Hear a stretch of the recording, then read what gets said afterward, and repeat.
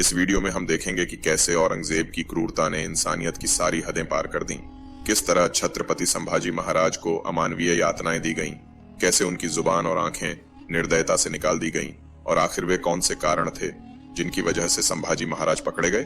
देखिए इस दर्दनाक और रोंगटे खड़े कर देने वाले ऐतिहासिक अध्याय का चौंकाने वाला सच।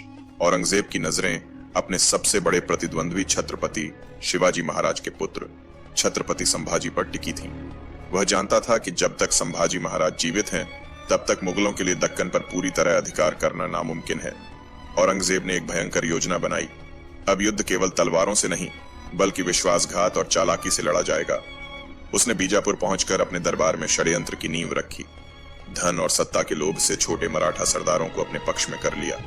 औरंगजेब के इस छलपूर्ण आचरण से मराठा संगठित शक्ति कमजोर पड़ने लगी। अब औरंगजेब ने छत्रपति संभाजी महाराज को घेरने की योजना बनाई। उसने ऐलान किया कि उन्हें किलों में पकड़ना कठिन है, इसलिए उन्हें खुले मैदानों में लाने का जाल बिछाया जाए। इस षड्यंत्र में संभाजी महाराज के परिवार से जुड़े कुछ लोगों को भी शामिल कर लिया गया। यह इतिहास का सबसे बड़ा विश्वासघात था। संभाजी महाराज अपने राज्य की सुरक्षा को लेकर गंभीर चर्चा कर रहे थे। उनकी रणनीति स्पष्ट थी, मुगलों को हर हाल में रोका जाएगा। लेकिन समय और परिस्थितियां उनके विरुद्ध थीं। मुगलों की फौज धीरे धीरे मराठा प्रदेश के अहम किलों की ओर बढ़ रही थी। उधर छत्रपति संभाजी महाराज ने पुर्तगालियों और अंग्रेजों से सहायता मांगने के लिए अपने दूत भेजे, लेकिन सहायता का कोई संकेत नहीं मिला। इस स्थिति में उन्होंने केवल 100 घुड़सवारों के साथ पन्हाला जाने का निश्चय किया, ताकि उनकी गतिविधियां मुगलों की नजरों में न आए। लेकिन नियति ने उनके लिए कुछ और ही तय कर रखा था। मुकर्रिब खान, जो औरंगजेब का प्रमुख सेनानायक था, पूरी तैयारी के साथ कोल्हापुर पहुंच चुका था। उसने अपने जासूसों को रायगढ़, पन्हाला और आसपास के क्षेत्रों में फैला दिया था। इन जासूसों की नजरें हर मराठा गतिविधि पर थीं। पन्हाला पहुंचने के बाद संभाजी महाराज ने अपनी सेना संगठित करने का प्रयास किया। उन्होंने खालसा को भी मुक्त करवाया, लेकिन उनकी यात्रा का सबसे चुनौतीपूर्ण पड़ाव अभी बाकी था। मुकर्रिब खान को सूचना मिली कि मराठा योद्धाओं की एक छोटी टुकड़ी संगमेश्वर के लिए रवाना हुई है। उसने अपने बेहतरीन घुड़सवारों को तैनात किया और घात लगाकर हमला बोल दिया। संभाजी महाराज के लिए यह पल निर्णायक था। उन्होंने अपने सैनिकों को अंतिम लड़ाई के लिए तैयार किया, लेकिन उनके विश्वासघातियों ने मुगलों को उनकी सटीक लोकेशन बता दी। घने जंगलों में हुए इस संघर्ष में मराठा योद्धा चारों ओर से घिर गए। वीरता से लड़ते हुए छत्रपति संभाजी महाराज और उनके साथी अंततः पकड़े गए। मुगलों ने संभाजी महाराज और खालसा को बेड़ियों में जकड़ लिया। घोड़ों पर बांधकर उन्हें जंगलों से घसीटते हुए निकाला गया, ताकि कोई मराठा सेना बचाव के लिए न आ सके। औरंगजेब, जिसे अपनी इस कायराना जीत पर घमंड हो रहा था, अब छत्रपति संभाजी महाराज को अपमानित करने के लिए तैयार था।